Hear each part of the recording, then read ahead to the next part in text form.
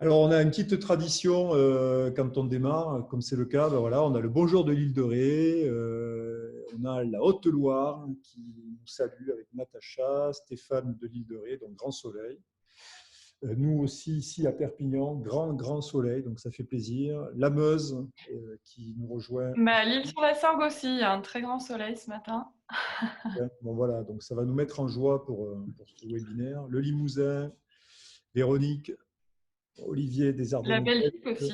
ouais, Namur, les presqu'îles de Guérande, le Luberon ou Luberon, Sarlat, l'Aveyron, Luberon, hein, attention. ouais, Elisa du Gard, Haute-Armance, Finistère, l'Aveyron, la Vendée, près du Puy du Fou, malgré un froid polaire, Sable d'Olonne, la Réunion, l'Ain, l'île d'Oléron, Borne, les Mimosas, Je vois l'Anjou. même des gens que je connais. Donc Ah ben voilà, la Guadeloupe, la Normandie, Moissac, Champagne ensoleillé. Là, je pense qu'on avait vu hier que c'était déjà ensoleillé la Champagne. Je trouve que là, c'est une fête pour la Champagne. Côté de Bayonne, il fait froid. Bah oui, bien sûr. C'est le côté des Pyrénées où il fait froid. Lot-et-Garonne, un grand soleil pour Chantal. Nous sommes assez nombreux. On devrait monter à quasiment 180 personnes aujourd'hui. L'île d'Oléron, la Drôme, un très beau soleil. La Drôme des collines, super. Donc, la Normandie, ensoleillée aussi. Grand soleil à Notre-Savoie aussi, nous dit Véronique. Bon, il y a du soleil partout, donc ça va. Où est-ce qu'il n'y a pas de soleil aujourd'hui? Le Morbihan, Gwenaël. mais dans les montagnes apparemment. Ah, c'est Nancy, au froid, mais avec du soleil. Gris dans les montagnes du Tarn. Et oui, il en faut bien quelques-uns, hein, sinon. Et la Corrèze, grand soleil. Là, je pense qu'il y a du mytho quand même par là, hein. Il y a du mytho. Fraîcheur en Alsace et soleil. Bonjour de Belgique, bonjour à nos amis belges. Sachez aussi qu'on est très regardé par nos amis québécois, donc qu'on salue et qui regardent avec quelques heures de décalage au niveau des replays. Donc on les salue, nos cousins du Québec. On leur souhaite aussi beaucoup de courage. Et le Puy-de-Dôme avec le soleil en retour, le Var, Cransac-les-Thermes, la Côte d'Azur qui est sous la pluie. Donc bon courage à vous Arthur. Et donc, écoutez, ça continue. On est ravis, c'est super. Donc, on sera assez nombreux aujourd'hui. Donc, nous sommes plus de 150. On va continuer de laisser rentrer nos invités. Le journal de 13 heures de Pernod, on commence par la météo toujours. Voilà, toujours. Ouais. Donc, ça n'a plus besoin de regarder le journal de 13 heures. Soleil vent en Camargue pour Christine, les Hautes-Alpes, ciel mitigé. Les hauteurs toulousaines, soleil timide. Ouais, Sanguinet, bassin d'Arcachon, Anna, Marie-Claire dans le Puy-de-Dôme. Donc, ça continue. Donc, on va peut-être démarrer puisqu'il est 10h05. Oui, sur les hauteurs toulousaines. Voilà, donc merci à toutes et à tous d'être parmi nous à nouveau. On vous remercie, ça nous fait très plaisir et de passer beaucoup de temps à préparer ces webinaires. Irina va en parler. Donc, pour vous donner le maximum d'expertise et de conseils dans ces moments de confinement et en espérant que tout ça vous soit vraiment utile. En tout cas, merci pour vos messages de remerciement et vos signes amicaux, ça nous fait très très plaisir. Donc aujourd'hui, nous allons aborder toujours comme d'habitude des infos du jour. Alors déjà, vous avez vu dans notre blog, Airbnb commence à interroger ses clients. 97% d'entre eux mettent au premier point la sécurité sanitaire dans les adresses où ils vont vouloir se rendre. Et plus important, 53% des voyageurs s'attendent à trouver chez vous des kits sanitaires. Alors pour vous, bien sûr, mais aussi pour eux en cas de besoin. Donc cette notion d'information, cette information sur la sécurité sanitaire, il faut quand même la prendre très au sérieux. Ça fera partie des éléments sur lesquels vous devrez communiquer, pourquoi pas à partir des bonnes pratiques qu'Irina va nous transmettre aujourd'hui sur les réseaux sociaux. Ça fait partie des choses qu'il va falloir valoriser. En tout cas, on partage avec vous cette information parce qu'elle nous a semblé précieuse, ne serait-ce que par l'ampleur du sondage et de l'enquête qui a été menée par Airbnb auprès de ses clients. Autre information, Airbnb toujours suspend toutes ses campagnes de marketing à partir d'aujourd'hui. Donc, pour deux raisons. D'abord, c'est pas le moment de communiquer pour eux, donc pour personne, on va dire, en tout cas pas sous des formes de marketing classiques. Ça leur fait économiser 800 millions de dollars en moyenne, puisque à l'heure actuelle, Airbnb affirme perdre déjà plusieurs centaines de millions de dollars sur la période liée au Covid, avec une visibilité assez réduite sur la sortie de crise. Et donc, c'est important pour eux de communiquer, puisque c'était l'année où Airbnb devait rentrer en bourse. Donc, transparence, transparence et transparence de leur côté, mais aussi économie, puisque pour eux, l'année va être un peu compliquée. Et ce que nous annonçons aussi de notre côté, c'est que ça va être compliqué pour les plateformes qui proposent de l'hébergement essentiellement alternatif, c'est-à-dire non professionnel. Donc, si vous êtes des professionnels, maisons d'hôtes, des campings, des gîtes établis depuis un certain nombre d'années aussi, des hôtels évidemment, des pros du loisir, affirmez votre identité professionnelle, votre caractère professionnel, parce que c'est ce sur quoi les voyageurs aussi vont se positionner pour choisir les adresses ou les lieux dans lesquels ils vont se rendre et dans lesquels ils vont avoir cette garantie, cette sécurité de bénéficier en tout cas de protocoles de sécurité sanitaire. Enfin, TripAdvisor a annoncé qu'ils allaient revoir à la baisse les prix de leurs produits publicitaires pour permettre à des établissements qui jusque-là payaient des sommes assez importantes sur TripAdvisor pour compléter avec leur adresse email, leur site internet, recevoir des réservations en direct aussi depuis TripAdvisor. Vous savez qu'Eloi est connecté sur le produit qu'on appelle TripAdvisor Express Booking, donc qui vous permet de proposer la réservation de vos produits directement depuis vos pages TripAdvisor. Donc là aussi, ce sont des produits qui, a priori, sont annoncés comme étant à la baisse. Donc les taux de commission devraient baisser, le montant des produits, ce qu'on appelle le business listing, devrait baisser. C'est une annonce qui a été faite par le patron de TripAdvisor lui-même. Donc, c'est à la fois pour aider les entreprises touristiques, mais c'est aussi parce que TripAdvisor est menacé dans cette période-là, comme beaucoup de distributeurs, beaucoup d'intermédiaires. Donc, ils vont aussi mettre en place, puisqu'ils sont propriétaires de la fourchette en France, ils vont aussi mettre en place des protocoles réduits pour les restaurants, et notamment pour les restaurants qui n'ont pas de livraison à domicile. Ils vont essayer de les mettre en avant à travers des stratégies de cartes cadeaux. Donc, ça rejoint ce qu'on disait aussi la semaine dernière. Les moyens alternatifs de récupérer aussi du cash, c'est de proposer la vente de cartes cadeaux ou de chèques cadeaux sur vos moteurs de réservation. On y reviendra. Voilà pour les trois infos que je voulais partager avec vous. Nous sommes 180. Donc merci à toutes et à tous. Je rappelle les sujets que vous avez régulièrement désignés dans les sondages qu'on vous a adressés. Donc, comment gérer mon fichier client et mes campagnes emailing. Ça sera l'objet d'un webinaire que nous tiendrons ensemble la semaine prochaine. Comment suivre mes campagnes publicitaires. Donc, on va vous expliquer par le menu, sous forme de tuto, étape par étape, comment gérer vos campagnes sur votre compte Facebook. Donc, ça sera lundi prochain. Comment optimiser votre site internet, référencement, contenu, médias. On fera ça aussi la semaine prochaine. Et cette semaine, on abordera le sujet que vous aviez désigné en 4e position. Comment mon office de tourisme, mon CDT, mon CRT peuvent m'aider dans cette phase de redémarrage. On a tenu un premier webinaire à huis clos hier après-midi avec beaucoup d'offices de tourisme et de CDT qui sont partenaires de Eloi dans les territoires. Il y a des idées intéressantes qu'on va partager avec vous cette semaine avec des patrons de destination. Donc, ça aura lieu jeudi. Voilà. Pour le reste, on aura l'occasion d'y revenir. Donc, le webinaire, le mode d'emploi, Irina donc, va se présenter, puis elle va faire sa présentation. On va couper vos micros, mais on va recueillir vos réponses et vos questions, pardon, plutôt vos réponses à travers la fonction Q&R, questions et réponses. Et donc, c'est Frédéric, SVP Ariège 1111, qui interviendra. Et puis, n'hésitez pas à poser toutes les questions qui vous intéressent. Voilà, donc j'ai souhaité inviter Irina parmi nous. Irina, qui est une spécialiste des réseaux sociaux et de l'écriture. On a vu avec Jean-Jérôme Danton la semaine dernière les grands ensembles des réseaux sociaux. On a fait une approche un peu généraliste pour savoir vers quel réseau social il fallait aujourd'hui prioriser vos actions, quel type quel fond de message sur l'empathie, sur la générosité il fallait communiquer, sur le fait de partager votre quotidien aussi, de confiner avec les autres confinés qui sont vos clients. Donc ça a été vu vendredi. Et aujourd'hui, avec Irina, qui est une spécialiste de l'écriture des réseaux sociaux. Alors, l'écriture au sens large du terme, hein, ce n'est pas simplement que l'orthographe, la grammaire et la manière d'écrire des posts, mais c'est aussi quel média utiliser, l'écriture photographique, l'écriture vidéo.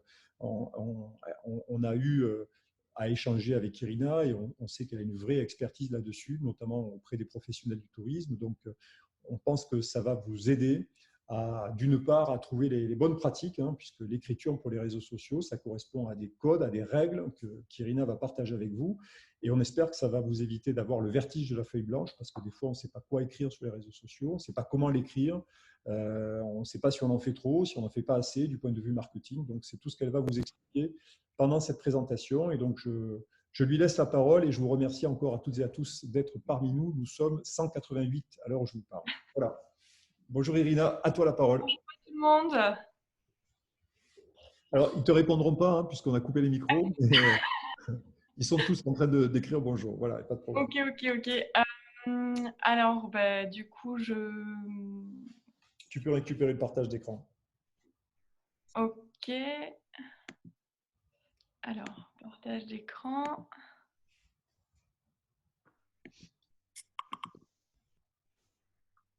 Là. J'ai un petit souci chez moi. Ah, on y est, je pense. Ça arrive, Irina. On est pas mal. Moi, j'ai plus du tout ma presse devant moi. Euh, Ok. Qu'est-ce qui se passe? Là, on est sur une page blanche. Moi, je vois plus rien. Punaise. Je suis désolée. Non, ne t'inquiète pas. Pas de panique.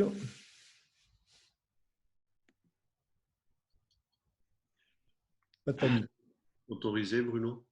Comment? Non, elle est autorisée pour le partage.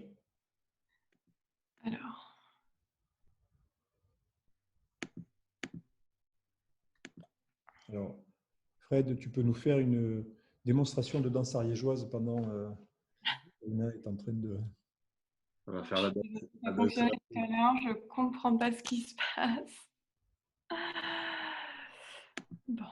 Alors, vas-y, recommence, c'est pas grave, t'inquiète, on va… Tu es sur ton PowerPoint, ton PDF? J'arrive plus à le voir en fait. Il n'apparaît plus sur mon écran. Ok. Alors, Le plus simple, c'est que tu stoppes ton logiciel et tu le rouvres. ouais. Ah, alors, Laure qui me demande si je peux danser une sardane. Je crois que si je danse une sardane et que ma mère assiste à la démonstration en bonne catalane, je crois que je vais me faire trucider parce que je pense que je vais massacrer la sardane. Donc, ce n'est pas une bonne idée, Laure.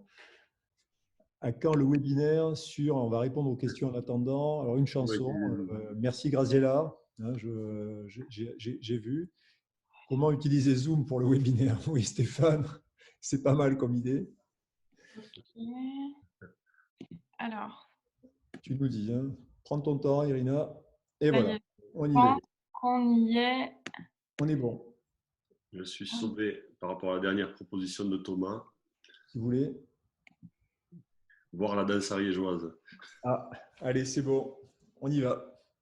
Merci de votre patience. Je suis désolée pour ce petit bug. Donc du coup, aujourd'hui, on va aborder ensemble comment bien écrire sur vos réseaux sociaux et comment diffuser évidemment la bonne information. Ok. Donc, je m'appelle Irina Meulemans, comme vous l'aurez compris. J'ai un peu plus de 10 ans d'expérience dans le tourisme, et également dans le digital, plutôt entrepreneuse parce que c'est la deuxième société que je monte aujourd'hui.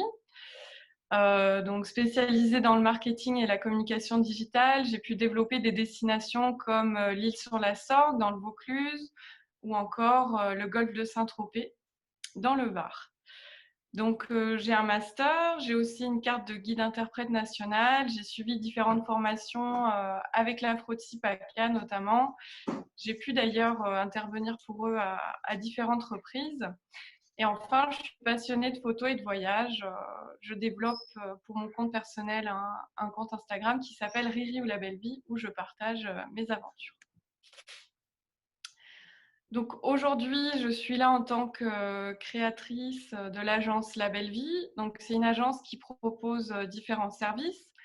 Le community management avec la création, l'optimisation, l'animation et la gestion des réseaux sociaux, la création de contenu, notamment pour les sites internet, mais ça va aussi passer par la photo, la vidéo, les relations avec les influenceurs, puisque j'organise aussi des événements pour des hébergeurs ou des offices du tourisme, par exemple des Instameet, des Blocktrip, des mises en relation avec des influenceurs, du coaching digital pour les personnes qui maîtrisent mais qui ont besoin d'un petit coup de pouce sur leurs différents médias sociaux, la création de sites internet et enfin la e-réputation avec Google My Business, la gestion des avis, etc.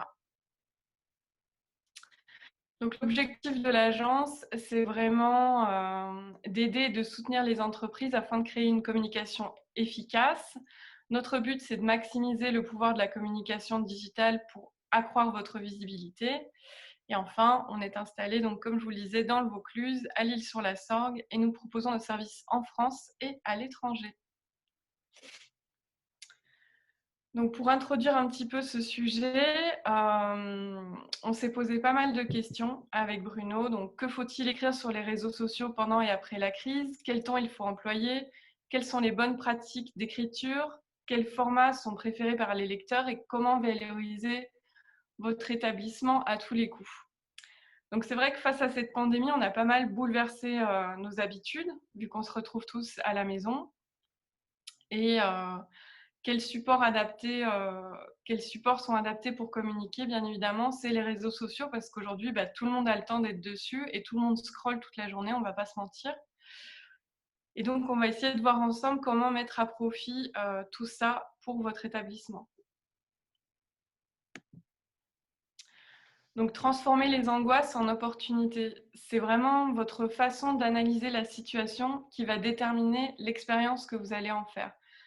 Donc, c'est-à-dire, il faut que vous preniez le temps de mettre en place la communication que vous allez faire pour bien communiquer et pas communiquer dans l'urgence.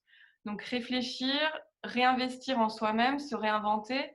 Vous avez plus de temps aujourd'hui à consacrer à votre communication de par la situation. Donc, mettez ce temps à profit, réfléchissez à vos actions en amont pour les mener intelligemment. Réfléchissez sur le long terme et surtout faites place aux émotions positives. Donc, un petit exemple concret pour transformer une angoisse en opportunité. Donc, certains font le parti pendant la crise d'arrêter complètement leurs réseaux sociaux. Nous, on va prendre le parti de parler, justement. Donc, pour prendre un exemple banal, il a fait mauvais, la météo a fait quelques dégâts dans la piscine, elle va être hors service pendant 3 jours. Qu'est-ce qu'on peut faire pour tirer parti de cette situation? On va mettre en valeur un autre produit qui se trouve dans notre établissement, par exemple le spa de nage. Donc ici, j'ai proposé un exemple de post qui transforme justement cette situation d'angoisse en opportunité.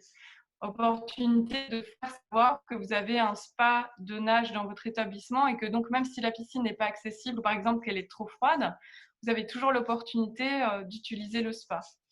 Vous faites savoir aussi à vos clients que vous avez toujours une solution de repli en cas de pépin. Ça va donner l'impression à vos clients qu'ils sont chouchoutés et qu'ils pourront profiter de votre établissement, quelles que soient les circonstances. Donc ici, j'ai un petit peu listé toutes les angoisses des Français et des touristes en temps de pandémie et j'ai réfléchi à quelques pistes pour y répondre. Donc, on va être plutôt inquiet par rapport à son pouvoir d'achat. Donc, ce qu'on peut faire, c'est proposer des courts séjours ou proposer, par exemple, des offres de loisirs combinées avec des partenaires. On a un changement de routine. Donc, pour essayer de casser un peu cette routine, on va pouvoir proposer des tutos, comment s'organiser, comment créer telle ou telle déco, comment faire telle ou telle recette. Avoir peur des espaces confinés, dans ce cas, on va plutôt communiquer sur des grands espaces, sur tout ce qui se trouve autour de nous, sur notre environnement, sur de la verdure, sur le printemps, etc. Si on est préoccupé par sa santé et par celle de ses proches, on va plutôt essayer d'avoir un message rassurant.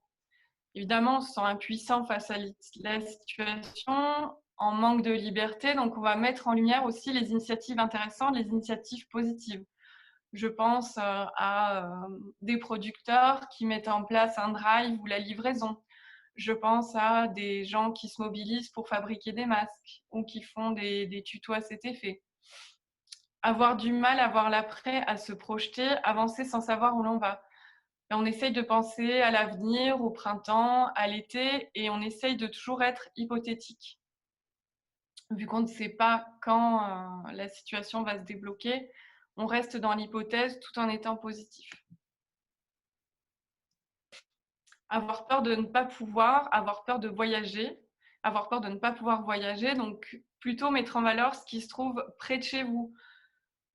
Donc, c'est-à-dire de dire aux gens, bah voilà, nous, on est situé à 3 heures en voiture de toutes les grandes villes, ou plutôt axé sur sa position géographique, qui est accessible en voiture et qui donc pourra mettre...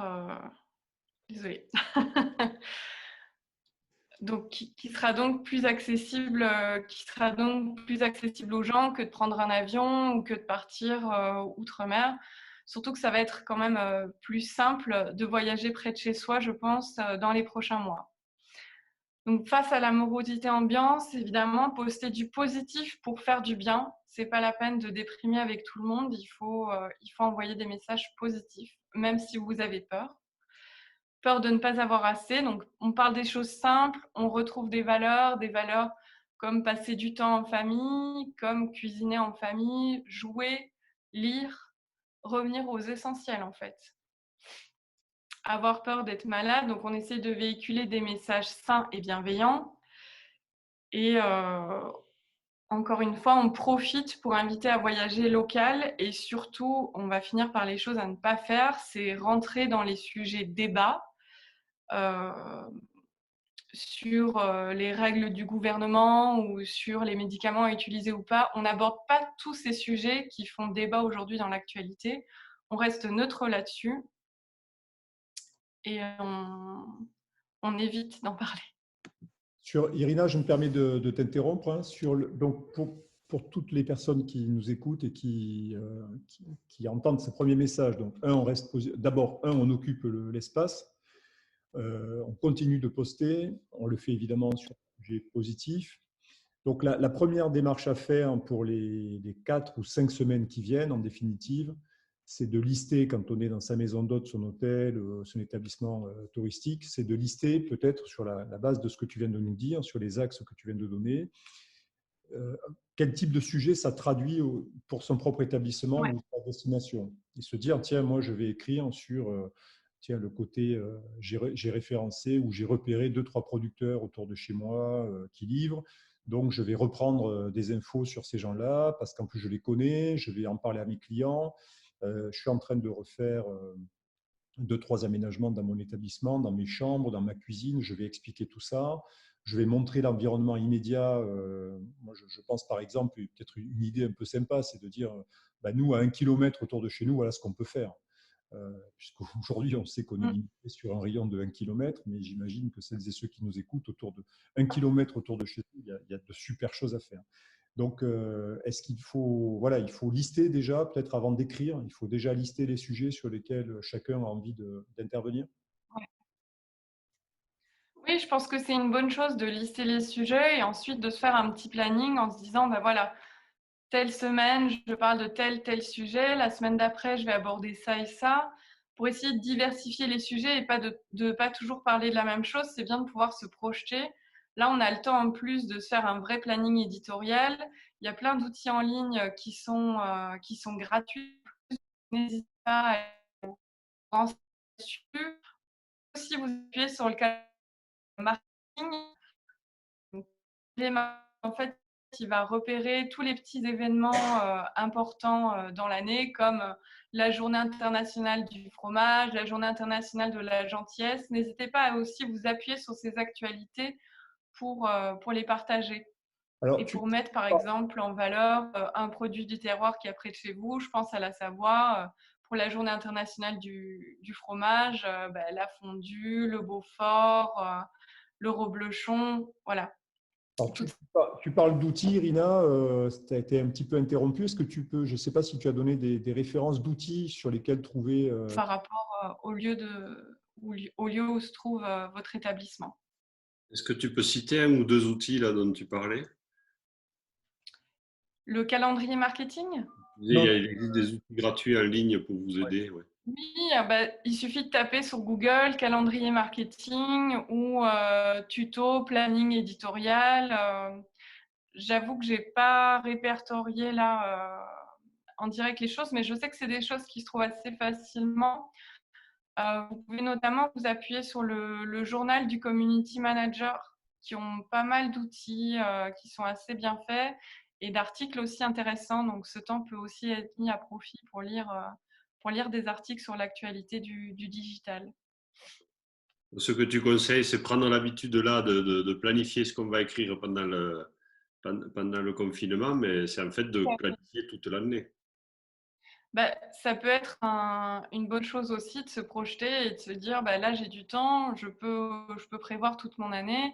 Je peux aussi me baser sur les événements marketing et me dire, diviser tous les mois et me dire bah, tel mois je vais aborder ça et ça, tel mois ça et ça. Voilà, de toute façon, on vit tous au rythme des saisons. Donc on peut s'appuyer là-dessus aussi. Et si par jour c'est trop compliqué, faire par semaine, faire par mois. Mais en tout cas, se projeter, ça peut être intéressant. très bien, on te laisse continuer. Du coup, alors que proposer comme contenu pour vous aider à valoriser vos réseaux sociaux? Je vais dire des contenus qui donnent de la force et qui ravivent notre cœur. Donc, c'est-à-dire qu'ils vont nous apporter des émotions, différentes émotions, du réconfort, de l'évasion, du bien-être. Donc, des choses plaisirs, des plaisirs simples comme un coucher de soleil, des valeurs retrouvées, du voyage, du dépaysement en restant bien sûr dans les règles du confinement. Et pourquoi pas faire du crowdsourcing pour mettre en valeur des talents qui sont venus passer des moments chez vous cette année ou les années précédentes et recycler un petit peu ce contenu pour le mettre en avant si vous n'aviez pas encore, si vous ne l'aviez pas encore valorisé. Donc des petits exemples pour retrouver ce type de contenu. Par exemple, dans Instagram, si vous êtes bien localisé, vous pouvez taper le nom de votre hébergement, vous allez retrouver l'identification de votre compte, mais vous allez aussi retrouver votre point géographique. Et quand vous cliquez dessus, vous allez pouvoir voir toutes les personnes qui se sont identifiées dedans et récupérer leurs photos. Donc là, ici, j'ai pris un exemple d'une publication de Val Thorens avec quelques-uns des plus beaux couchers de soleil de l'hiver et ils invitent leur communauté évidemment à partager leurs propres photos. Et là, du coup, même pas besoin de chercher, tous les gens vont poster leurs photos en commentaire et les plus belles photos pourront être réutilisées par la station par la suite. Donc, je suis une maison d'hôte, en Bretagne, je suis dans le Morbihan, je peux regarder ce qui a été posté autour de moi, récupérer ces contenus, les republier, éventuellement ajouter des commentaires. Même Donc, ce qui a été posté chez moi. Parce que les gens ne savent pas toujours qu'ils peuvent récupérer du contenu qui a été posté carrément chez eux. Parce qu'il y a le hashtag, il y a l'identification et il y a la localisation. Donc ça fait 3 moyens de récupérer du contenu qui a potentiellement été posté chez vous. donc, pour celles et ceux qui nous écoutent, on leur dit, un, vous allez sur Instagram, deux, vous tapez le hashtag de votre Vous allez dans établissement. la petite loupe pour rechercher. OK, Et vous, 3, vous sélectionnez soit le hashtag, soit la localisation, soit l'identification pour retrouver les photos qui ont été postées. et là, vous pouvez les récupérer sur votre compte Instagram, sur votre page Facebook. Et on a Alain qui nous dit attention aux autorisations d'utilisation aux droits d'auteur. Donc, quel est ton avis, Irina, par rapport à ça? Il suffit d'envoyer un petit message à la personne en lui demandant si elle veut bien qu'on reposte la photo sur notre compte, en créditant bien sûr toujours le photographe. D'accord, donc ça, c'est très important. Ouais, on a une question sur qu'est-ce que le crowdsourcing. Alors le crowdsourcing, c'est d'aller chercher les sources qui ont créé du contenu sur votre destination, votre établissement, et de les utiliser pour en faire votre promotion. Donc, c'est ce qu'on vient de dire, sauf qu'on le dit avec un mot anglais. Donc, je vais chercher tout ce que la masse, tout ce que les gens ont pu publier sur ma destination ou sur mon propre établissement. Donc, Émilie nous dit le crowdsourcing, c'est la production participative. Oui, c'est vrai. Donc, c'est du sourcing auprès de la masse, enfin de la foule, voilà, pour ne pas dire la masse, c'est un peu péjoratif. Donc, effectivement, vous pouvez aller récupérer toutes ces informations-là, parce que quand on est en phase de production pour les réseaux sociaux, on n'est pas obligé de tout produire en soi-même. Il faut faire ce qu'on appelle de l'assemblage, c'est-à-dire on va aller chercher de l'information qu'il y a ailleurs et on va assembler des parcelles de photos, de vidéos, de bouts d'informations sur lesquels vous pouvez aussi rebondir pour ajouter votre commentaire, votre lecture de ces visuels et par conséquent pouvoir chaque fois ramener ces visuels à votre adresse à vous, à votre établissement, à votre destination immédiate. Le but, c'est vraiment vous n'êtes pas obligé de tout produire par vous-même. C'est même conseillé d'aller chercher de l'info ailleurs et de recycler de l'information ailleurs. D'ailleurs, si je peux me permettre un petit commentaire là-dessus, c'est que par rapport aux droits d'auteur, les gens sont souvent hyper contents qu'on reposte leurs photos. Évidemment, on leur demande, évidemment, on les crédite, mais les gens sont très souvent ravis de voir leurs photos repartagées sur les comptes, que ce soit les hébergements ou les comptes destination, de voir leurs photos mises en valeur. Alors, on nous demande si le crowdsourcing n'est possible que sur Insta. Et il y avait une autre question qui est de dire, mais est-ce que je peux récupérer sur Insta des visuels que je peux mettre sur ma page Facebook et inversement? Voilà, donc première question, est-ce que le crowdsourcing n'est possible que sur Insta? À la personne qui poste. Pardon, on ne t'a pas entendu, pardon, Irina. Est-ce que vous m'autorisez à poster la photo sur mes réseaux en vous créditant? Est-ce que vous avez une page Facebook si je partage votre contenu sur Facebook? Voilà, c'est toutes des petites choses simples, mais qui font la différence et qui font que vous allez pouvoir récupérer un contenu qualitatif aussi. Un contenu qui va être d'ailleurs plus immersif pour les personnes qui vous suivent, parce que ça va être du contenu créé par vos clients. Donc, on a Olivier, Olivier de Wallonie, de Olivier Dalloz, qui nous dit, mais est-ce que plutôt que de demander l'autorisation, qui peut être un peu lourd en termes de processus, c'est pas plus simple de repartager directement sur nos comptes? Bien sûr, c'est plus simple, mais pour moi, en tant que photographe aussi, je trouve ça important de juste… On ne demande pas de remplir un formulaire, on envoie juste un petit message privé ou même un commentaire. « Bonjour, on adore votre photo. Est-ce que vous nous permettez de la repartager sur nos réseaux ?» D'accord. Donc, Pas et la là, peine de rentrer dans un processus hyper lourd.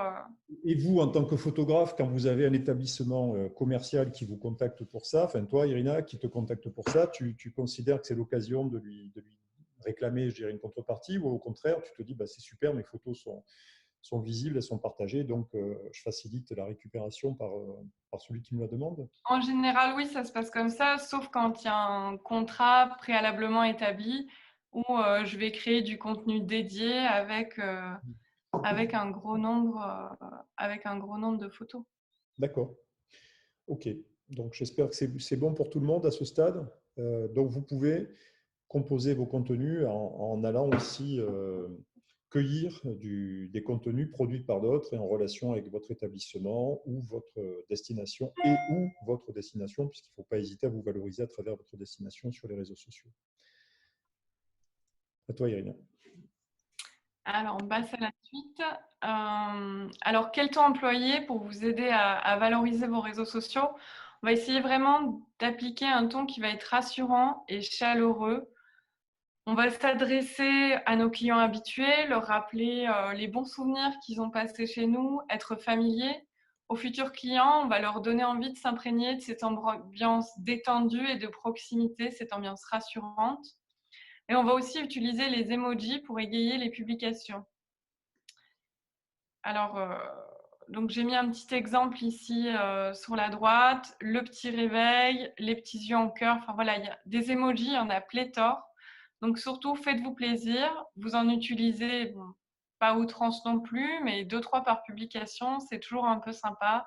Ça montre que vous êtes détendu, ça montre que vous êtes moderne. Et c'est surtout imagé, et les gens adorent quand c'est imagé. Alors, j'ai mis aussi une petite liste de quelques mots réconfortants que vous pouvez utiliser aussi dans vos publications. ou des mots qui peuvent vous inspirer pour les créer. Lâcher prise, décompression, doux, création, légèreté, retour aux sources, régénérant, lumière, rêve, etc. Alors, pardon, Irina, mais j'ai Catherine qui nous dit je ne comprends pas grand-chose, donc je pense que c'est important. Alors, ce n'est pas ta présentation qui est en cause. C'est vrai que le sujet des réseaux sociaux, c'est toujours un sujet qui donne une impression d'abstraction. Voilà, c'est évident. Mais à ce stade-là, si on fait une petite synthèse, le réseau social, c'est un média, sauf qu'il a une dimension qui est une dimension communautaire, affective, puisque les gens qui sont sur les réseaux sociaux, ils sont par affinité, ils s'agrègent à votre page ou ils vont rebondir sur des articles que des amis, des posts, je dis articles volontairement parce que ça fait vieux, mais des posts que des amis à eux vont leur envoyer, donc ils vont rebondir là-dessus, ça va attirer leur œil. Et à partir de là, ils vont vous découvrir ou vous allez vous rappeler à leurs souvenirs. Donc, considérez les réseaux sociaux comme des médias. Ce n'est pas un journal intime. Ce sont des médias qui permettent de toucher des gens sur une logique qui n'est pas une logique de marketing pur et dur, mais qui est une logique affinitaire. On joue sur le sensoriel, on joue sur les sentiments des gens, c'est pour ça que Irina parle des visuels, puisqu'on sait que les visuels vont créer immédiatement une émotion chez le lecteur, un intérêt, une attraction chez le lecteur. Irina parle des emojis parce que c'est effectivement quelque chose qui va apparaître comme un peu plus ludique dans le texte, va rendre le texte plus digeste, va donner un petit peu la température du texte. Donc, sur le fond, c'est un média que vous devez employer, notamment Facebook, pour pouvoir faire parler de vous. Et sur la forme, vous devez employer du visuel, des emojis et des textes qui sont bien pensés. Entre les deux, le fond et la forme, il y a une question qui est centrale, qui est quel angle vous allez prendre, quel sujet vous allez aborder, quel ton vous allez donner. Ça, c'est-à-dire, c'est cette programmation de qu'est-ce que je vais bien pouvoir leur raconter. Vous allez parler de votre environnement, de votre établissement, de ce qui se passe chez vous, dans votre cuisine, vos petits déjeuners, vos recettes, vos confitures, les producteurs qui viennent faire des choses, qui viennent faire des livraisons autour de chez vous, les gens qui en ce moment développent de la solidarité, vous-même, si vous mettez à disposition vos chambres ou une partie de votre établissement à des soignants. Ça, vous devez lister les sujets qui vous semblent à la fois intéressants, qui vont intéresser des gens et qui peuvent valoriser votre établissement. Voilà. Donc, vous avez trois piliers.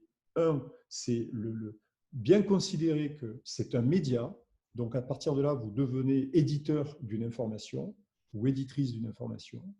Ce média, il prend des formes qui sont des formes particulières, spécifiques aux réseaux sociaux, qui sont donc du visuel, de la vidéo, des emojis, des textes assez courts, mais des choses qui véhiculent de l'émotion, et c'est ce que vient d'expliquer Irina en employant des termes sur la respiration, le relax, le positivisme, le bien-être, l'apaisement, etc., etc. Donc tous les termes inverses, particulièrement pendant cette période de crise, à tout ce qu'on entend aujourd'hui, c'est-à-dire le confinement, l'angoisse, l'absence de visibilité, l'absence d'espace, etc., etc. Vous devez prendre le contre-pied de tous ces termes. C'est ça votre job, vous, en tant que professionnel de l'hospitalité, de l'empathie. Et donc ça, pour pas tous les matins vous dire, tiens, qu'est-ce que je vais écrire, la bonne méthode, c'est en vous appuyant sur des calendriers marketing et en réfléchissant par vous-même sur ce que vous êtes et sur ce que vous représentez, vous devez avoir une programmation. Vous n'êtes pas obligé de la suivre à la lettre tous les jours en disant, tiens, dans 3 semaines, je dois écrire un truc sur la cueillette des cerises.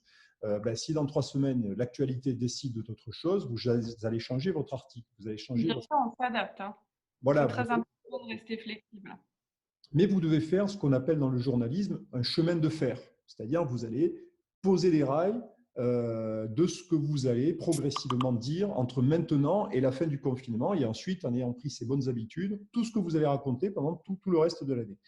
Et ça passe par aller puiser de l'information chez d'autres qui écrivent sur votre destination et votre établissement, et ça passe par des informations que vous allez pouvoir recycler de votre saison passée. Tiens, regardez, c'était un super moment, on avait reçu des clients belges, on avait ouvert une belle bouteille, ils avaient découvert, voilà. N'hésitez pas à recycler aussi de l'information, et tout ça mis bout à bout, ça va représenter 5, 6, 10 posts par semaine qui font que vous allez exister et que les gens vont relayer vos messages. Voilà, si j'en viens à l'heure actuelle à la synthèse qu'on me demandait de faire.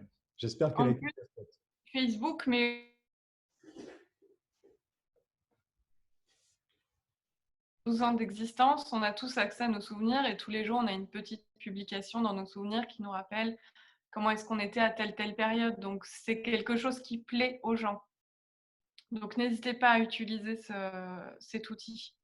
Alors, on nous dit, est-ce qu'une destination est égale à notre village? Oui, si votre village est connu, n'hésitez pas à vous limiter à votre village, mais n'hésitez pas à étendre sur ce qui se passe autour du village. Mais oui, il ne faut pas hésiter. Et puis, c'est l'occasion de montrer les micro-détails de votre village, parce que des fois, on ne parle que de la destination phare qui est autour de chez soi, alors que dans son village, ben, il y a des impressions, aujourd'hui, Il y a plein de choses à valoriser. il y a les chats qui ne sont pas confinés, il y a les chiens qui ne sont pas confinés, donc il ne faut pas hésiter aussi à parler de ceux qui ont la chance de ne pas être confinés, quoi. Tout à fait. Alors, on passe à la suite. Alors, quels sont les formats à privilégier? Donc là, je vais commencer par Instagram. Poster régulièrement. Moi, ce que j'ai fait personnellement, c'est que j'ai divisé par 2 le rythme de publication pour ne pas non plus noyer les gens et pour ne pas avoir l'air d'opportuniste. Et de publier, si vous aviez l'habitude de publier tous les jours, de plutôt espacer, de publier tous les 2 jours, tous les 2-3 jours, pour aussi laisser aux gens le temps de respirer. De choisir des hashtags pertinents en rapport avec la situation. Donc, hashtag restez chez vous, les hashtags qui sont populaires en ce moment, hashtag merci aux soignants, mais aussi les hashtags de votre destination. Donc, par exemple, pour moi, ce sera Vaucluse, Provence-Alpes-Côte d'Azur, Provence Guide, etc. Mais aussi utiliser les stories et les illustrer. Ne pas hésiter à utiliser les stickers.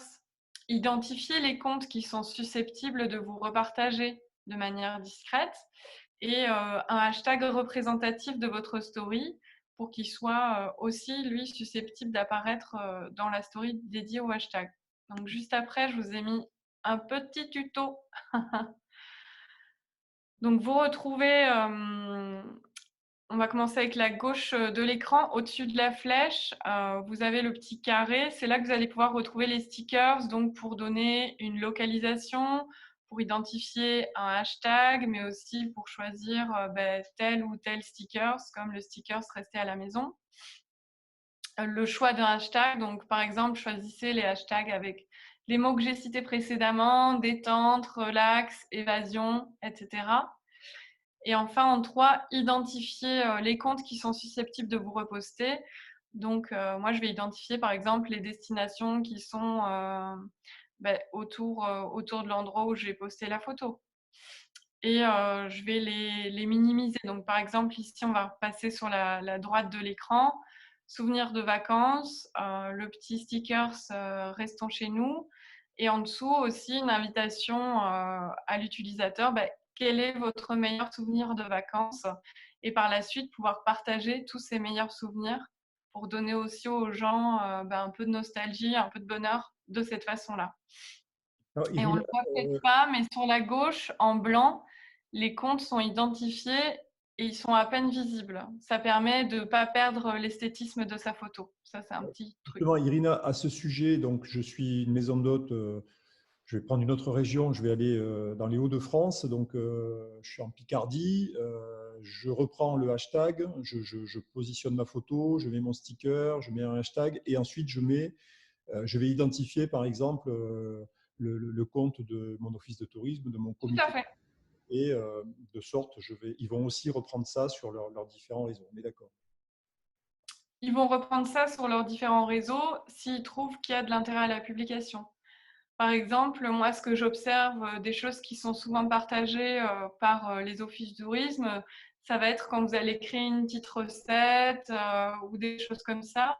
C'est du contenu qui est apprécié. Parce que ce n'est pas du contenu qu'ils vont peut-être créer eux-mêmes et donc ça va leur apporter une plus-value. Ils vont plus avoir tendance à vous partager de cette façon. Donc, si vous voulez être repris, et sachez que les offices et les CDT les CRT sont absolument sur le pont pour relayer vos bons messages. Donc, vous voyez, il faut appliquer la règle numéro 3 du tuto que vous a présenté Irina, identifier de suite quels sont les comptes de vos offices de tourisme et CDT autour de vous et citez-les régulièrement dans vos posts, dans vos stories, de sorte que vous puissiez être repris quasi automatiquement sur leur réseau qui compte beaucoup de gens qui les suivent. L'important, c'est de s'abonner aux comptes qui sont inspirants et qui nous inspirent pour pouvoir partager du contenu esthétique à notre tour. Ok, juste encore une dernière question un peu technique pour que tout le monde soit clair. Qu'est-ce qu'un hashtag? Un hashtag, ça permet d'identifier une photo. Donc, par exemple, ici, on a le hashtag détente. Quand on va cliquer sur ce hashtag détente, on va retrouver toutes les photos qui sont identifiées avec ce hashtag. Ça permet de regrouper des photos grâce à l'identification d'un mot. Voilà. Et on peut dire qu'il y a des personnes qui suivent les hashtags. Et Oui. donc, quand on est sur ces hashtags, ben justement, ça diffuse pour la personne qui posait des questions tout à l'heure sur comment augmenter ma diffusion. Le hashtag permet d'augmenter la diffusion puisque les gens qui suivent les hashtags vont voir apparaître votre publication alors qu'ils ne sont pas dans le rayon des amis autour de votre compte Instagram. Si j'avais donné par exemple quelques hashtags pour la photo de droite, si je l'avais posté en post, j'aurais mis hashtag vacances, j'aurais tagué la destination, donc hashtag par exemple vacances en France ou hashtag visite la France. J'aurais hashtagué la plage sur laquelle je me trouve, j'aurais hashtagué plage, j'aurais hashtagué mer, etc. Merci. On continue. Alors, du coup, pour Facebook, post régulier. Donc, comme pour Instagram, ce que je conseille, de diviser par 2 votre rythme de publication. Vous pouvez aussi utiliser la fonction live que vous n'utilisez pas forcément d'habitude parce que vous n'avez pas le temps ou que vous ne savez pas trop comment l'utiliser. Ben, c'est un petit peu le temps de découvrir tout ça. Et donc, vous pouvez vous filmer, par exemple, dans un endroit de votre établissement pour faire découvrir une pièce en particulier que vous venez d'aménager ou le printemps dans votre jardin. Ou tout simplement faire une session de questions-réponses avec vos abonnés. Et puis, partager les stories. Et moi, ce que je vous conseille, c'est tout simplement synchroniser votre compte Instagram avec votre compte Facebook pour que les stories apparaissent sur les 2 comptes simultanément.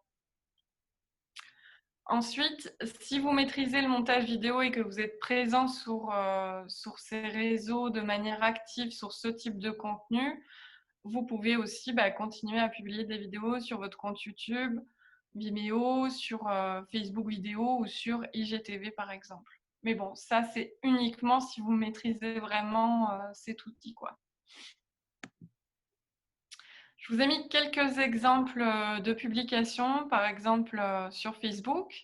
Alors, à droite, on retrouve une chambre d'hôte qui, au tout début du confinement, a choisi de poster un message plutôt sympa, avec des mots rassurants, en expliquant quel allait être leur programme pendant le confinement, et surtout qu'ils pensent à leurs clients, qu'ils veulent qu'ils prennent soin d'eux.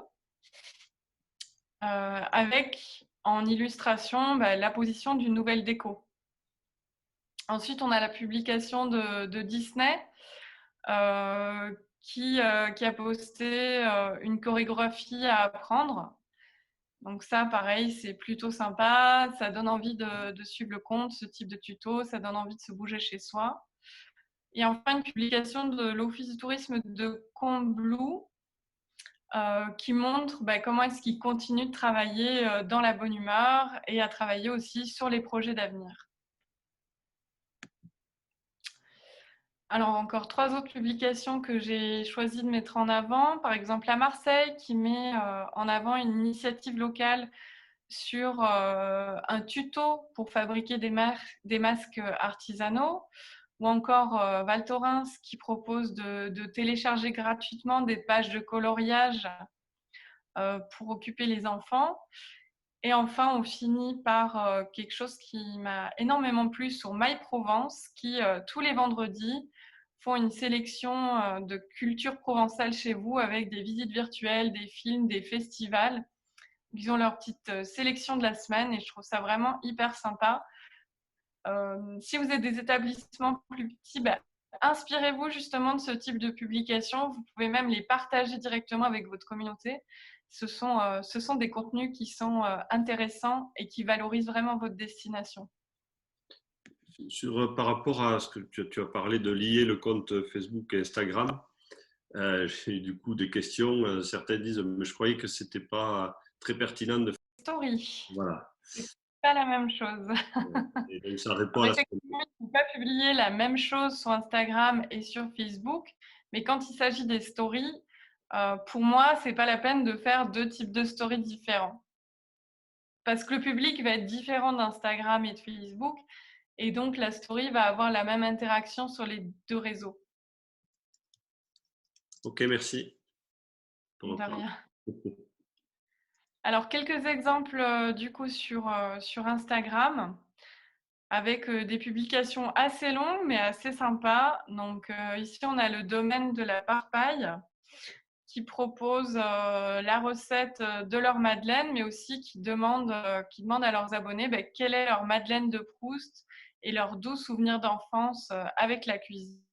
Et une jolie petite photo pour donner faim.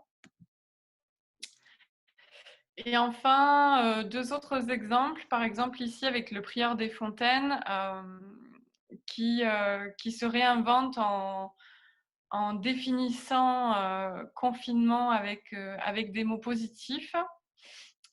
Et enfin, une publication de Kayak Vert qui met en avant l'opération environnement qu'ils devaient faire et qui informe quand même leurs abonnés que même s'ils ne peuvent pas le faire, c'est quelque chose qu'ils font régulièrement, que nettoyer la nature semble essentiel, surtout quand on voit ce qui se passe en ce moment. Et donc, c'est de la publication d'informations, mais d'informations importantes qui vont donner aux gens envie de revenir faire cette activité parce que justement, ils voient que ces personnes font attention à l'environnement. Alors, partage de recettes en stories sur Instagram, Facebook. Donc ici, je vous ai mis un petit exemple de story avec 3 petits posts. Un peu de douceur ce matin, on partage avec vous notre recette familiale. La recette, donc les gens peuvent faire des screenshots pour garder la recette. En plus, elle est un peu jolie, donc ils garderont peut-être ça dans leur galerie un moment. Et enfin, on montre le résultat. Et derrière, on voit que les abonnés ont joué le jeu parce que les recettes ont été repostées dans les 2 jours suivants. Ensuite, quelques idées de publication, un peu de storytelling. Vous avez tous une histoire à raconter. Donc, on va choisir des sujets divertissants qui abordent votre établissement, vos goûts, ses composantes. Donc, ce que je conseille, c'est de raconter une histoire personnelle, raconter une histoire, une anecdote personnelle sur le lieu de votre activité, sur pourquoi est-ce que vous avez choisi de faire cette activité il y a plusieurs années. Vraiment mettre en avant ce côté histoire et ce côté je vous raconte quelque chose, je partage avec vous quelque chose.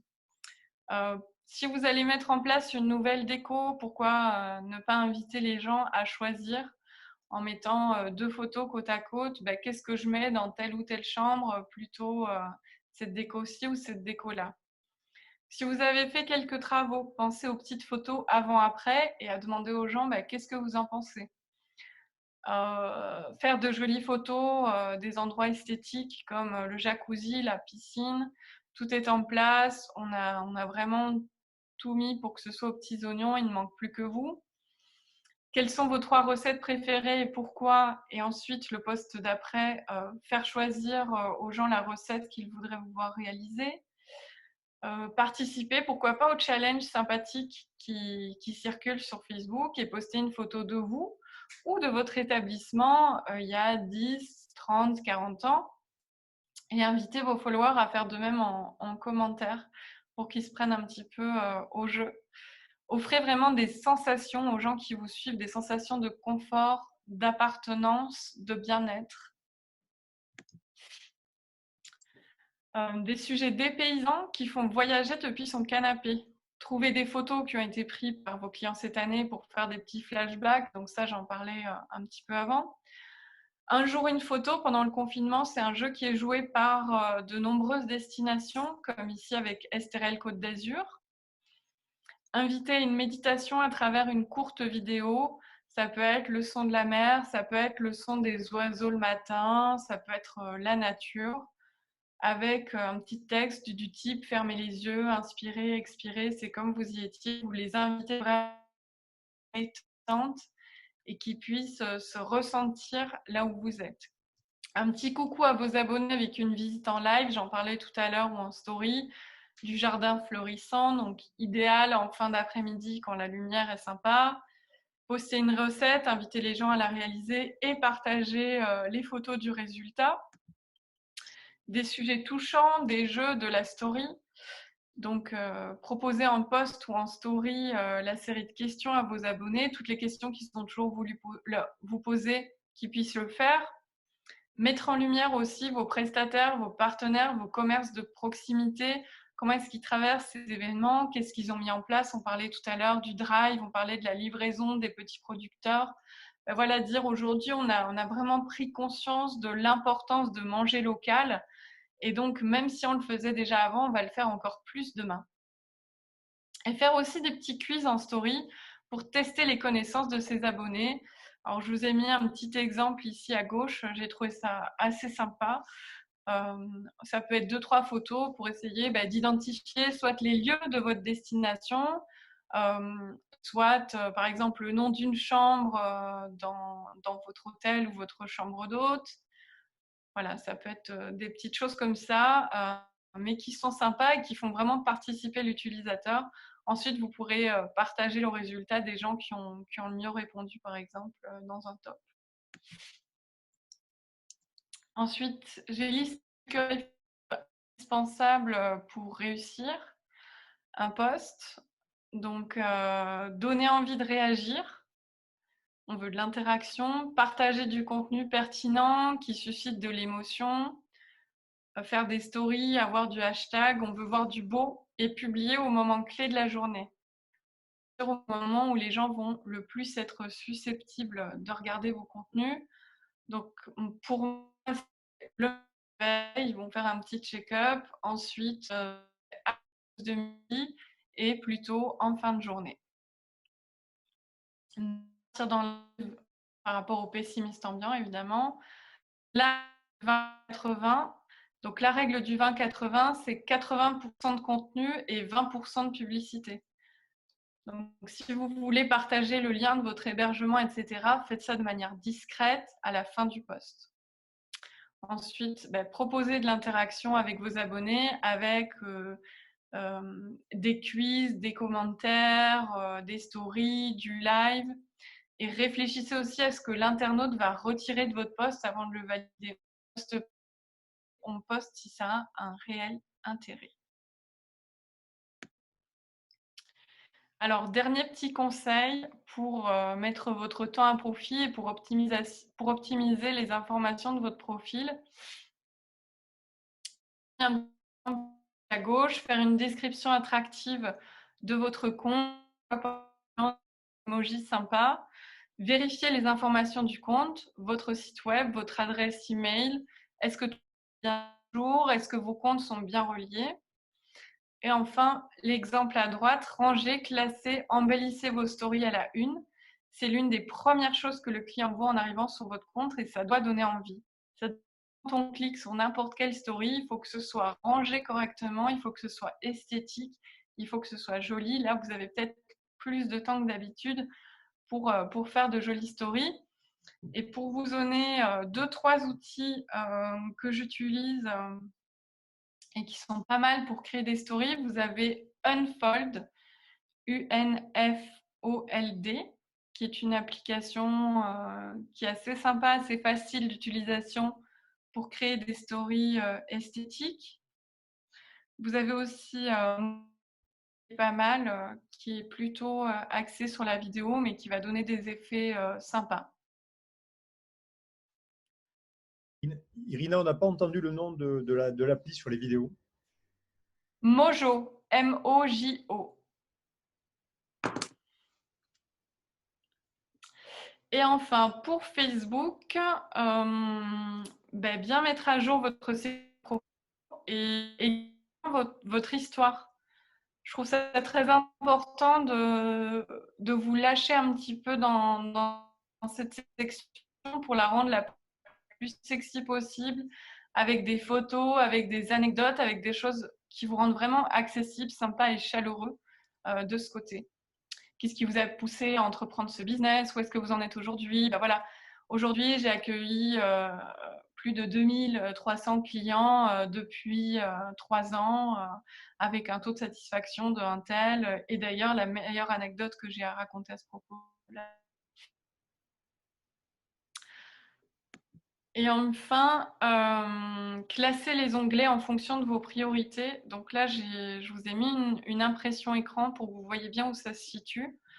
Donc, vous allez vous rendre dans les paramètres et vous allez pouvoir bouger les onglets, les monter, les descendre pour les classer dans l'ordre de priorité. Qu'est-ce que le client va regarder en premier? Et enfin, supprimer les onglets dont vous n'avez pas l'utilité. Voilà. Merci beaucoup de m'avoir écouté. Et du coup, on va passer aux questions-réponses. Oui, merci. Merci Irina, puisque tu nous as pour ces conseils. Alors, on a eu beaucoup de Fred va passer aux questions tout à l'heure. On a eu beaucoup de remarques et de suggestions, notamment de faire un webinaire sur Instagram pour les nuls. Hein. Donc voilà, donc je pense qu'on va les stories pour les nuls. Donc je pense que ces idées-là, on va les reprendre dans les jours qui viennent, puisque certains d'entre vous penser en savoir un petit peu sur les réseaux sociaux et puis se rendre compte un petit peu qu'il y a encore beaucoup de travail, mais c'est normal, c'est normal. C'est un sujet qui est abstrait pour beaucoup d'entre nous et l'usage qui est fait des réseaux sociaux est souvent un usage extrêmement superficiel. Donc, on va profiter de ce temps et de toutes vos suggestions pour approfondir ça dans des futurs webinaires.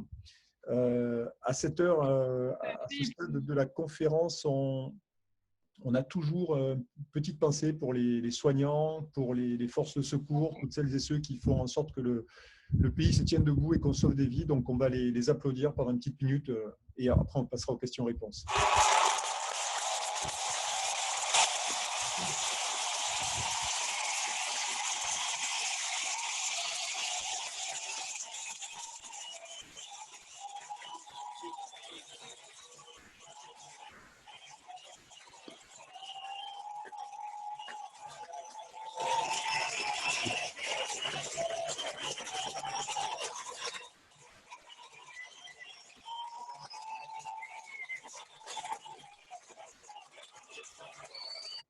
Voilà, merci. Donc, on va passer aux questions-réponses. Et donc, c'est à Fred de prendre le relais. Oui, il y a une question d'abord sur quand on a des publics différents, de langues étrangères différentes, est-ce qu'on fait un post multilingue ou est-ce qu'on publie dans chaque langue? Alors, pour Facebook, on fait un post multilingue, vu que le post va s'afficher dans la langue de l'utilisateur. Et pour Instagram, je conseille de publier en français et ensuite en anglais en dessous. Ok. Alors, c'est une petite technique, après, je sais pas, on dit, avant, quand je partageais un post sur Facebook avec un hyperlien vers mon site en dessous, bon, ça se passait bien. Maintenant, quand je le fais, la page que j'ai mis en avant n'est pas bien positionnée sur Facebook. C'est surtout mon site qui apparaît quand je mets le lien hypertexte. Si j'étais clair, je n'ai pas été très clair. Ça. Oui, je vois ce que vous voulez dire. En fait, il faut d'abord poster la photo et puis mettre un lien. Et par exemple, pourquoi ne pas utiliser bit.ly, bit.ly, qui vous permettra de voir combien de personnes ont cliqué sur le lien. Oui, ce qui permet bit.ly de faire une URL le plus raccourcie, hein, c'est plutôt une URL raccourcie, personnalisée et surtout qui vous permet d'évaluer en temps réel l'impact de votre post pour voir si les liens que vous proposez intéressent vos utilisateurs, tout simplement. Et qui aimerait savoir comment Pourquoi il ne faut pas faire les mêmes publications sur Instagram ou sur Facebook, ou plutôt en quoi doivent-elles être différentes? Parce qu'on ne s'adresse pas forcément au même public. Après, vous pouvez aller voir vos statistiques, les comparer, par exemple, comparer la moyenne d'âge sur votre page Facebook, la moyenne d'âge sur votre compte Instagram. Les publications, pas besoin d'être fondamentalement différentes, mais par exemple, sur Facebook, on ne va pas trop utiliser les hashtags, tandis que sur Instagram, c'est assez important. Sur Instagram, on va essayer de ne pas noyer les gens non plus de hashtags. Entre 10 et 15 hashtags maximum, c'est suffisant selon moi. Et les photos ne vont pas apparaître de la même façon non plus dans le fil de vos utilisateurs. Donc, à vous de mettre la photo la plus adéquate en rapport avec le réseau. Est-ce que tu as un nombre de mots préconisés pour écrire un texte en fonction du réseau sur lequel on s'exprime? Pas forcément, parce que le post peut être très long comme très court. Ça dépend du message qu'on a à faire passer. Je pense que parfois, les posts très courts, impactants, c'est super, mais parfois, les posts qui racontent une histoire et qui sont un peu plus longs vont donner envie de lire plus en profondeur le post. Donc, pour moi, il n'y a pas forcément de règles là-dessus. N'hésitez pas à alterner en fait les contenus, à poster un peu plus long, poster un peu plus court et voir ce qui marche le mieux sur votre page. Sur une page ne fonctionne pas forcément pour l'autre, donc c'est aussi à vous de découvrir ce qui va le mieux marcher par rapport à vos abonnés. On me demande aussi l'intérêt, alors je ne sais pas si tu as travaillé dessus, de Pinterest pour les maisons d'hôtes. Est-ce que c'est un réseau intéressant? C'est un réseau intéressant si vous avez du contenu intéressant à pinter, par exemple dans votre site web ou dans vos réseaux sociaux. Ça peut vous aider à vous référencer en fait. Si vous ouvrez un compte Pinterest et que vous avez du contenu intéressant sur votre site internet, par exemple une partie blog que vous actualisez tous les mois avec des photos, des articles, etc., vous allez pouvoir aller pinter vos photos dans Pinterest et elles vont peut-être remonter dans différentes catégories et elles vont peut-être être pintées par d'autres mondes, par d'autres gens. Et du coup, elles vont remonter et ça va amener des gens sur votre site web. Et Irina, soyons clairs, pour des propriétaires d'hôtels, de maisons d'hôtes ou de camping qui nous écoutent, ou des pros des loisirs, quand là, il y a le confinement, on a un peu le temps, et encore, on se rend compte que les journées peuvent passer assez vite quand on est occupé sur son boulot. Mais quand on va reprendre, si on doit prioriser en définitive, aujourd'hui, c'est numéro 1 Facebook, numéro 2 Instagram, et après Pinterest et le reste en suivant, on va dire, mais en priorité, ça reste Facebook quand même. Ça reste Facebook et Instagram, oui. D'accord. Donc la priorité, si on a peu de temps ou si on doit aller faire une focale, c'est là-dessus. Oui. Après, si on a du temps à tuer, on peut être présent. Moi, ce c'est qu'il vaut mieux avoir peu de réseaux et les maîtriser que s'étendre sur 15, 16 canaux différents, ne pas les maîtriser et finalement communiquer de manière inefficace. Est-ce Je que pense aussi à aujourd'hui, qui peut être aussi intéressant si vous proposez notamment des séminaires, des choses comme ça. Je pense que la présence sur LinkedIn peut être intéressante si vous faites du tourisme d'affaires, si vous faites du B2B. oui, bien que là, le tourisme d'affaires, après la crise et la généralisation des visios, je pense que le tourisme d'affaires, il ne va pas redécoller de sitôt, quoi. Ça va pas être… C'est pas faux. Sur une approche plus commerciale à travers Facebook, avant même de parler de publicité, c'est un sujet qu'on abordera lundi prochain, mais tu disais tout à l'heure, il faut quand même y aller un peu mollo sur la règle des 80-20, quoi, et donc de ne pas y arriver avec ses gros sabots. Malgré tout, celles et ceux qui veulent proposer des offres ou qui veulent commencer à stimuler l'intérêt des clients, quel est le meilleur biais à employer sur Facebook?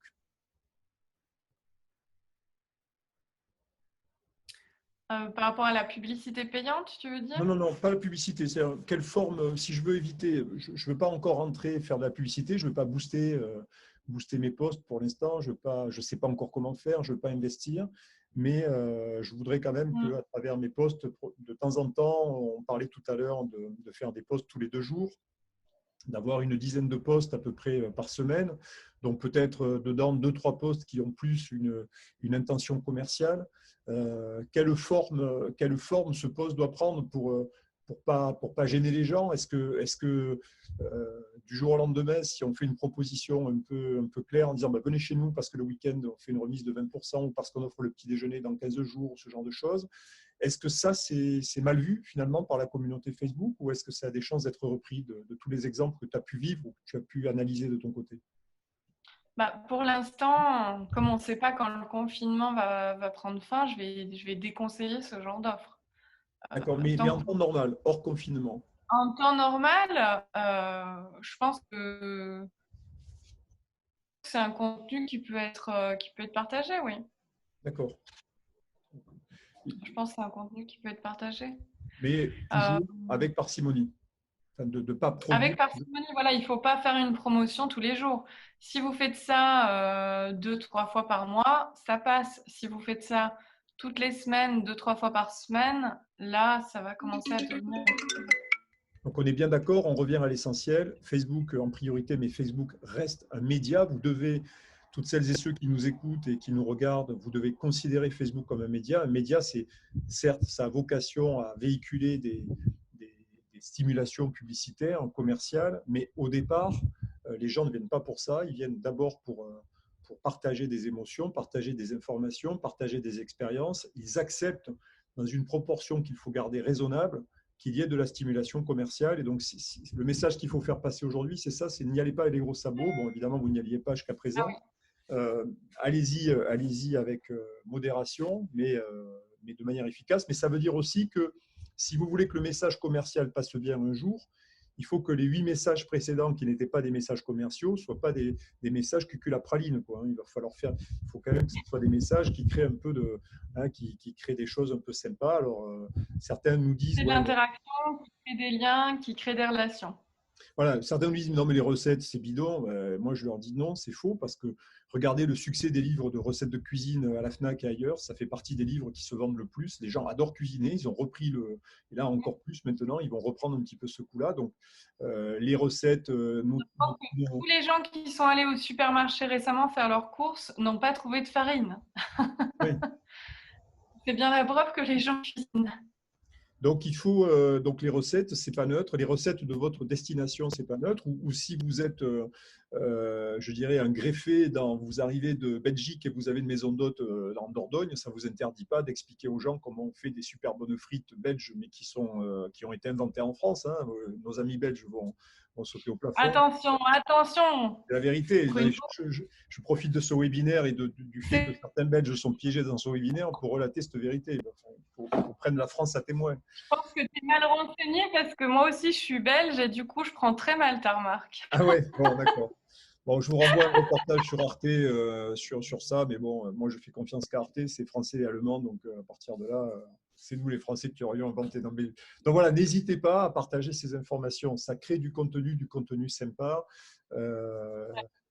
Votre iPhone, c'est votre meilleur allié pour prendre des photos avec des filtres ou sans des filtres, pour faire des vidéos, pour monter des petits trucs. Voilà, c'est des choses toutes simples qui mettent les gens dans ce qu'on appelle IRL, hein, in real life, dans la vie réelle. Les gens ont besoin de partager, là, tous avec nos visios, sauf moi qui m'informe, parce que je ne veux pas que vous sachiez que j'ai pris le fuite à l'étranger, mais en réalité, aujourd'hui, tout le monde s'habitue à voir l'intérieur des maisons de tout le monde, quoi. Donc, il y a une transparence totale. Donc, n'hésitez pas à vous montrer tel que vous êtes dans votre cuisine, votre maison d'hôte, de votre hôtel. Voilà, et ça c'est hyper important. Montez sur le toit de votre hôtel s'il est juché sur un nid d'aigle, et montrer depuis votre toit la belle vue qu'on peut avoir. Voilà, coller à tout ça, faites des choses un peu sympas. Et même pour vous, ça vous fera du bien. Hein. Il faut vous réinventer.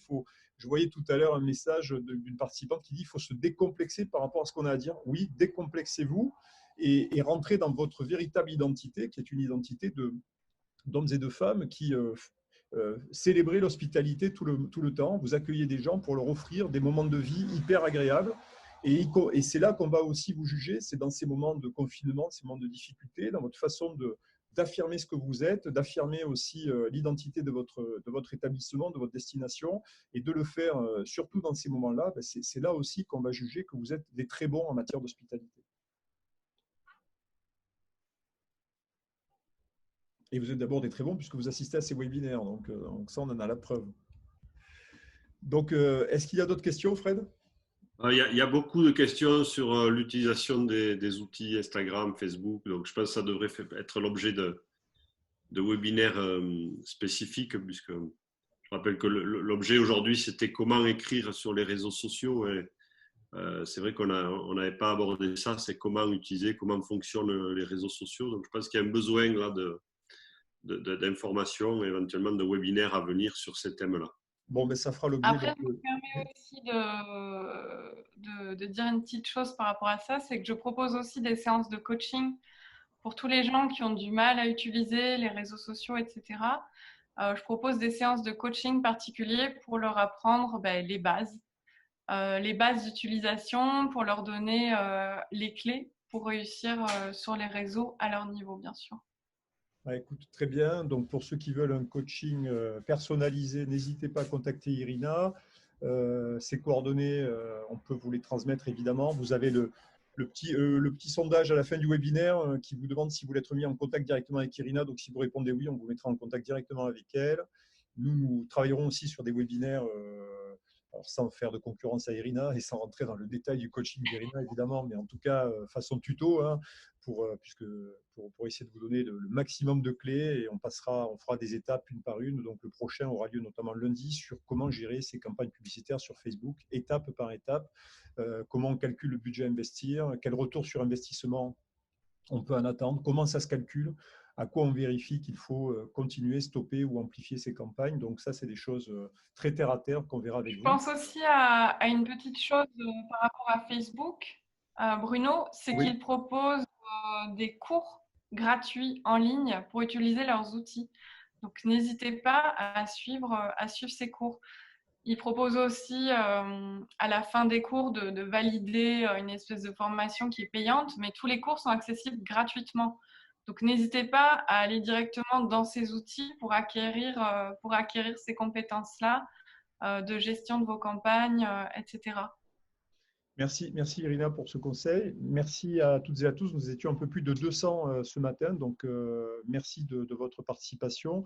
Les prochaines sessions de travail, donc demain, je m'y collerai pour vous parler de vos rapports avec les OTA et parler aussi des légendes urbaines sur ID-Class, I-Class et les commissions, ce genre de trucs, etc. Jeudi, c'est Frédéric qui interviendra sur ce que les offices de tourisme, les CDT ou les CRT, ou vous, ce que vous attendez qu'ils vous proposent dans cette période de sortie de crise. Ils ont effectivement des outils, des leviers. On en a discuté hier avec certains d'entre eux. Il y a des idées intéressantes qui ont jailli, donc on voudra vous faire partager. On invitera aussi des managers de destination à répondre à vos questions.